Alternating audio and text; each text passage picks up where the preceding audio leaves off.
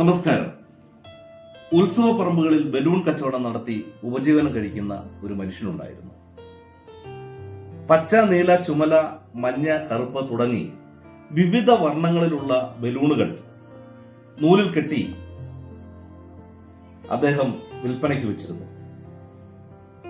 എപ്പോഴെങ്കിലും തന്റെ കച്ചവടം അല്പം മന്ദഗതിയിലായി എന്ന് തോന്നുമ്പോൾ ഹീലിയം നിറച്ച ഒരു ബലൂൺ അദ്ദേഹം ഉയരത്തിലേക്ക് അയക്കും. ഉയരത്തിൽ ഉയർന്നു പറക്കുന്ന ബലൂൺ കാണുന്നത് കുട്ടികൾക്ക് വളരെ ആവേശമാണ്. അവർ ഓടിക്കൂടും. അങ്ങനെ തന്റെ കച്ചവടം പൊടിപിടിക്കും. ഒരു ദിവസം ഒരു കൊച്ചുകുട്ടി അദ്ദേഹത്തോട് ഒരു ചോദ്യം ചോദിച്ചു. ഒരു കറുത്ത ബലൂൺ ഉയരത്തിലേക്ക് അയച്ചാൽ അത് ഉയർന്നു പറക്കുമോ?